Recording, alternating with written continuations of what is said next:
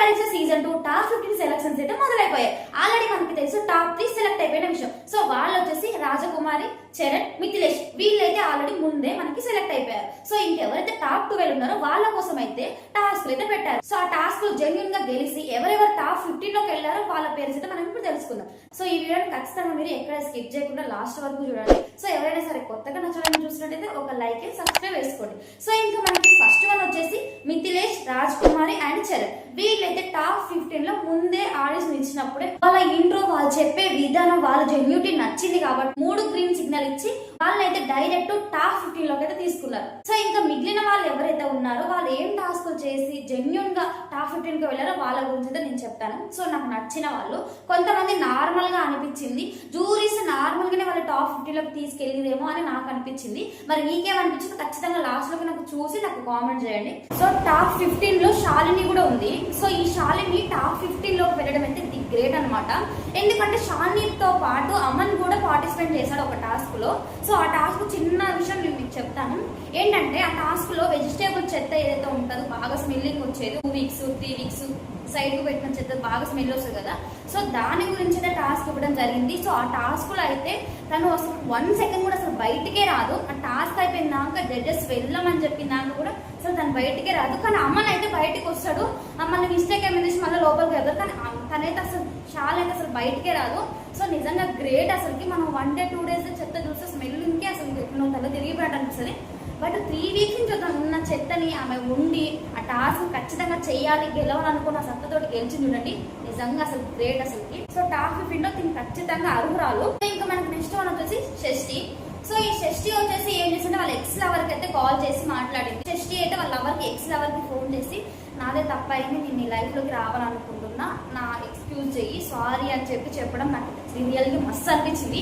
నిజంగా మన తప్పు లేనప్పుడు మన అవతల వ్యక్తికి అంత ఇంపార్టెన్స్ ఇచ్చినామంటే నిజంగా గ్రేట్ అసలుకి. సో ఈ పరంగా అయితే తను ఆ టాస్క్ నుంచి గెలిచింది కాబట్టి ఆ జూరీస్ అయితే టాప్ 15 లోకి అయితే పంపించేశారు. సో ఇంకా మనకి నెక్స్ట్ వన్ వచ్చేసి బాగి. అసలు బాగి విషయానికి వస్తే నిజంగా గ్రేట్. అసలుకి లేడీస్ కి హెయిర్ అంటే చాలా ఇష్టం ఉంటది. మనం చూసినట్టయితే చాలా మనం Big Boss premiere Big Boss లో 9 కంటే ముందున్న చాలా బిగ్ బాస్ లో కూడా హెయిర్ కట్ చేస్తే చాలా మంది అసలు ఏడ్చిరు. కానీ తానైతే చాలా సింపుల్ గా పాజిటివ్ గా తీసుకొని కనీసం ఒక్కసారి కూడా ఒక చిన్న ఒట్టు కూడా అసలు రాను కూడా రాలేదు. నాకు చాలా ఇష్టం, నేను చాలా ఫ్యాషన్ ఉన్నా, ఇప్పుడే రేపటి నుంచి స్వాగ్ ఉంటా అని చెప్పడం నాకు భలే అనిపించింది. సో హెయిర్ కట్ అనేది చిన్న విషయం అస్సలు కాదు. తనకి ఏదైతే బిగ్ బాస్ టీమ్ లోకి వెళ్ళాలని చాలా కసి ఉందో అది నాకు బాగా కనబడ్డది. సో తను వెళ్ళడం నిజంగా గ్రేటే టాప్ 15 లోకి. సో ఇంకా మనకి నెక్స్ట్ వచ్చేసి రామకృష్ణ. ఈ రామకృష్ణ అంత నాకేం అనిపించలేదు. ఎవరు కొంచెం బాగలేరు తినని తీసుకున్నట్టు, అంటే ఎవరు ఈయనకంటే కొంచెం తక్కువ అనిపించి ఈ రామకృష్ణని టాప్ 15 లోకి తీసుకుపోయారు నాకు అనిపించింది. దీన్ని ఏం టాస్క్ చేసేటప్పుడు నాకేం అనిపించలేదు. సో ఇంకా మనకి నెక్స్ట్ వన్ వచ్చేసి అమన్.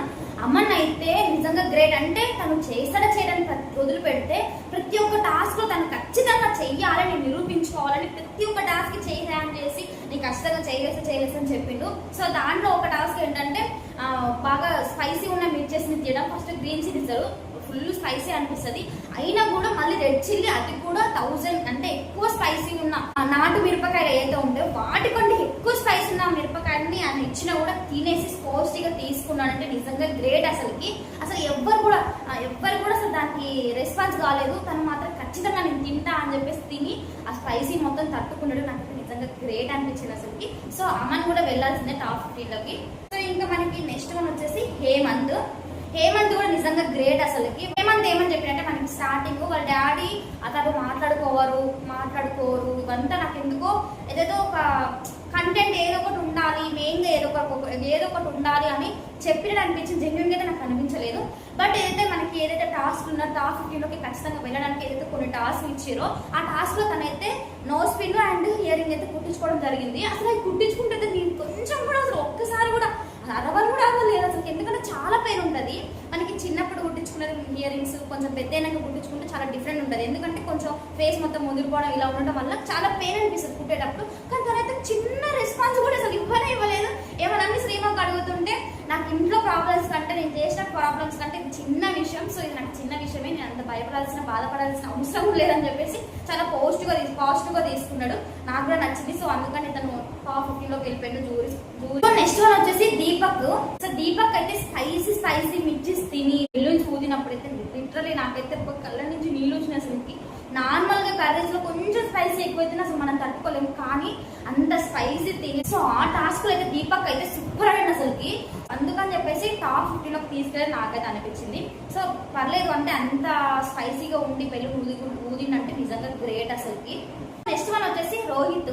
సో రోహిత్ అయితే టాస్క్ వల్ల ఎక్కువ మనకి ఇంప్రూవ్మెంట్ చూపించుంటే అనిపించదు. దేంట్లో కూడా డల్గా ఉండడం, చేయకపోవడం, నేను చేస్తాను ఒక్కసారి కూడా చెప్పిందే లేదు. బట్ ఎవరైతే అభిజిత్ ఉన్నాడో, నేను గ్రీన్ ఇచ్చాను కొంచెం సండుగా లెక్క ఉండవు ఏదో ఒక టాస్క్ చేయరా అని చెప్పినప్పుడు తను అప్పుడు ఒక టాస్క్ తడడం జరిగింది. క్లిప్పులు మొత్తం ఎవరైతే ఎక్కువ క్లిప్స్ పెట్టుకుంటారో వాళ్ళు విన్నర్ అని చెప్పేసి ఒక టాస్క్ అయితే ఇవ్వడం జరిగింది. సో ఆ టాస్క్ అయితే అసలు నిజంగా గ్రేట్ అసలుకి. స్టార్ట్ నుంచి కొంతమంది ఏంటంటే ఫస్ట్ చేతులకి వాటికి మొహాన్ని కలిపి పెట్టుకుంటుంటే ఫస్ట్ తను ఏం చేస్తుంటే కాళ్ళకు పెట్టుకుంటు. ఎందుకంటే క్లిప్స్ అనే మనకి బజర్ మోగకపోతే టైం ఉన్నప్పుడు మనం చేతులు మొత్తం పెట్టుకుని కిందికి వంగినాం అనుకోండి, క్లిప్స్ మొత్తం కింద పడిపోతాయి. కానీ అతను తెలివిగా ఏమవుతుందంటే ఫస్ట్ కాళ్ళకు పెట్టుకొని ఆఫ్టర్ దెన్ ఫేస్ కి అండ్ చేతులకు అయితే పెట్టుకుంటూ నిజంగా గ్రేట్ అసలుకి. మనం నార్మల్ ఒక 10 సెకండ్స్ ఇట్లా పట్టుకున్నాం అనుకోండి, మొత్తం ఇట్లా చేతులు మొత్తం అసలు గుంజినట్టు ఎట్లా అనిపిస్తుంది. అన్ని క్లిప్స్ పెట్టుకున్నట్టే నిజంగా గ్రేట్ అసలుకి.